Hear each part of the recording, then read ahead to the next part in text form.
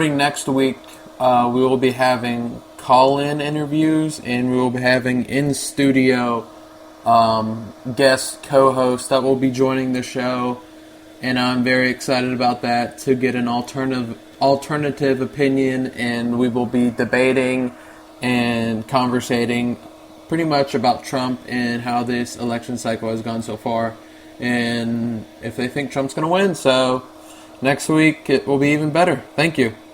Is jobs. We're going to bring jobs back to North Carolina. We're going to bring jobs back to our country. It's going to be America first, not all these other countries that don't give a damn about us. It's going to be America first. America, America, America first. Hello, and welcome back to the America First podcast with your host, Kenneth Nusser. And that was a soundbite of Trump, Tuesday, at the rally in Raleigh, North Carolina, saying that he's going to put America first, and we all know he's going to put America first. But speaking on something not that political to start off the show today, it's more of news. It's the shooting of Anton Sterling and Philando Castile. Anton Sterling was shot in Baton Rouge, Louisiana, and Philando Castile was shot yesterday in Minnesota, and Sterling was the day before that. So many people have a lot of different takes on this, and I'll start off with the Anton Sterling shooting. From the two videos I've seen, he was resisting arrest. He was shot by a taser, and that didn't knock him down. So the cops tackled him, and it looked like they were trying to take him down, but he was still kind of resisting. That being said, I don't think he deserved to be shot. I mean, I know he had a gun in his pocket, but it didn't look like by the video that he had really any chance to pull it out. And it looks like you could see in the second video, if you go to the second video, it's a 36-second video I saw on Twitter. At the 30-second mark, you can see the cop pull his gun out of his pocket. So it looked like he obviously never got it in his hands, and it looked like he never had any chance to shoot the cop. So that being said, I didn't really understand the need to shoot him. It looks like they had him down pretty good, and he wasn't reaching for his gun. At least by the video, I mean, it's kind of hard to see his right hand, but as far as I could see, I did not see him grab for it. And this being said, I'm usually always on the cop side, but this one, it's hard for me to be on the cop side. Like with the Michael Brown thing, I understood Darren Wilson, the cop on that. Michael Brown was coming after him and attacking him. But this, I didn't really think there was a need to shoot him.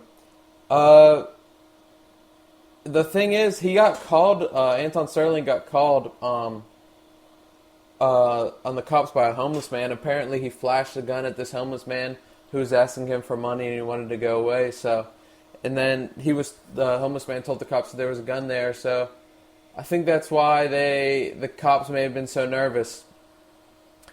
But I didn't really see the need. They shot him like 6 times in the chest. It sounded 6 or 7 times in the chest, and that seemed a little overboard. It was pretty tough to watch. The first video wasn't as bad because it goes away from him, but the second video, it stays on him, and you can see his hands and arms shaking. So that was pretty tough. This being said, he wasn't really a law-abiding citizen. I have a sheet of his many arrests, and I can count 3, 4, 5, 6, 7, 8, 9, 10, 11, 12, 13, 14, 15, 16, 17 arrests, and the last one being June 14th of this year.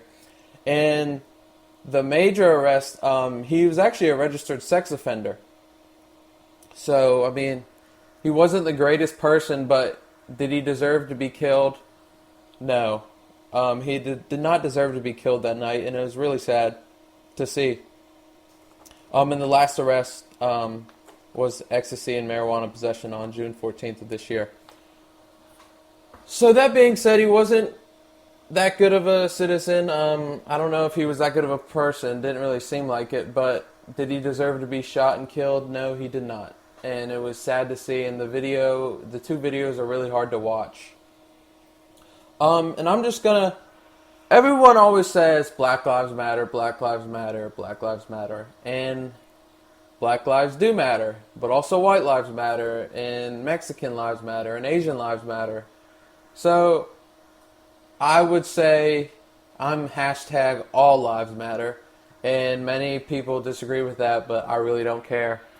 We live in 2016. We don't live in the early 1960s. We all have the same rights. No white person has more rights than a black person does. Or no man has more rights than a woman does. So it's not like we're living in the olden days where the bathrooms were segregated and the schools were segregated. We're all equal and we're all together. And we should all be mourning the losses of these two people.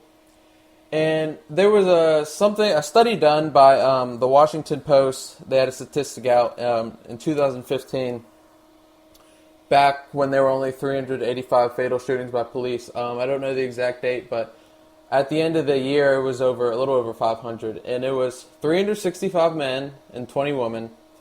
White men actually accounted for 171 of those deaths, and black men were accounted for 100 of the deaths, and Hispanics 54.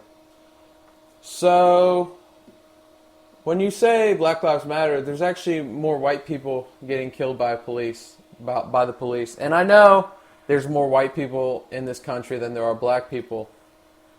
But so you just don't really see...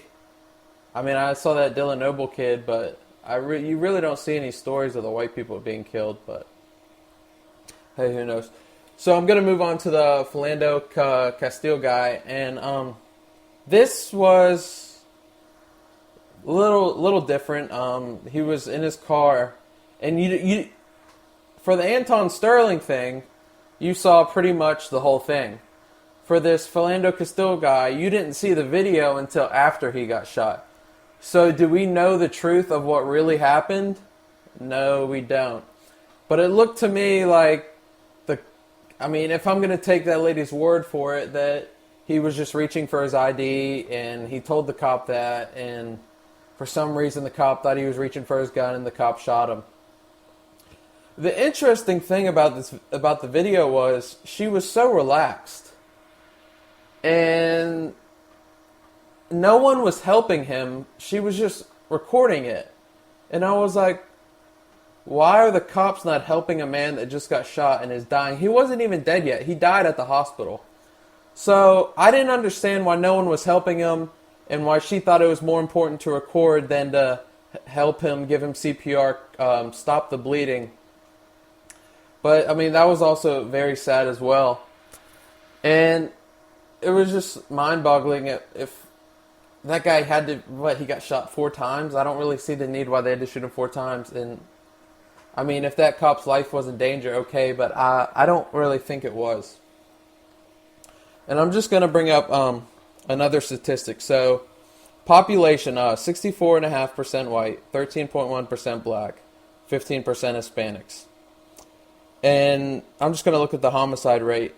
38% white, 43% black, and 12% Hispanics. Then I'm going to read killed by police during arrest. 52% of white people, 31% black people, and 12% Hispanics. And this was a 2014 FBI data that was done. So more white people are being killed by police, and there's no outrage. But I'm also going to say one more thing. All these shootings in Chicago, there's been over 2,000 people shot this year in Chicago.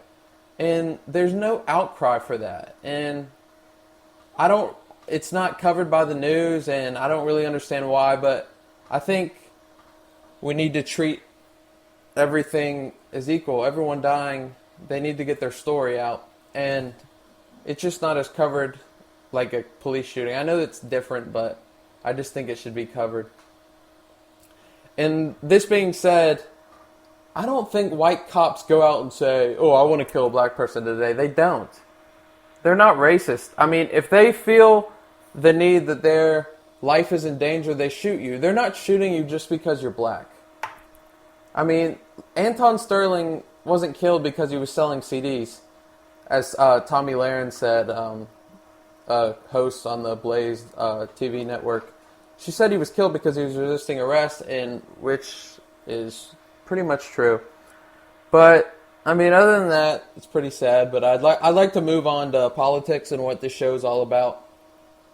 And today was the FBI Director James Comey hearing, and what many people, it was 4.5 hours long. It was being streamed on CNN and Fox News, the whole entirety of it.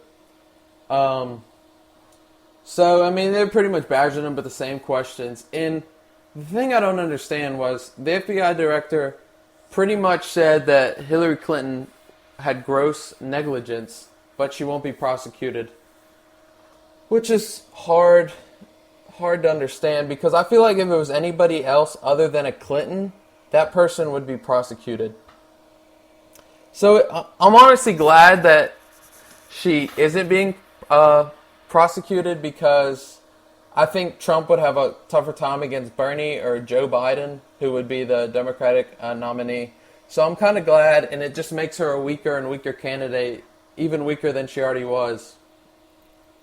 So that being said, James Comey, I really think he had no chance. He was never going to indict her from the start, and we all knew it.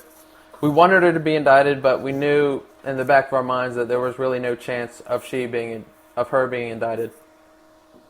So we kind of got to live with that. And so with that being said, I'm going to play a minute video clip of the hearing today in front of some of the members of Congress with FBI Director James Comey. What's the consequence? They don't work for the government. We can't fire them. So is there no criminal prosecution of those attorneys? Should they lose their bar license? What's the consequence to this? Well, if they acted with criminal intent or acted with some malintent. What you're telling us is it doesn't matter if you have a security clearance or not. Because I may be innocent enough. Hey, I'm just an attorney. I like the secretary. I'm trying to help Hillary Clinton. I'm not trying to give it to the Chinese or the Russians. I'm just trying to help her. So there's no intent? It doesn't matter if these people have security clearances? Of course it matters. That's why I said that. But there's no consequence, Director. There's no consequence. Well, I don't know what consequence you'd have in mind. Very much. Prosecute them. An attorney for receiving from his client information that ends up being classified. So that was Congressman Jason Chaffetz out of Utah getting pretty heated, questioning FBI Director James Comey about Clinton's aides and what kind of they were doing. And Congressman wanted them to be prosecuted, but most likely they won't happen. That won't happen.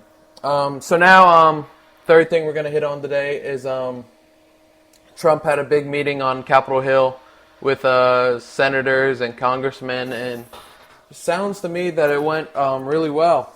CNN political correspondent Emily Miller tweeted out, House Republicans who talked to press said, meeting with Donald Trump unified the party. They now think he can win the White House. So really, party unification was all we were needing, and it looks to me like we're starting to get that.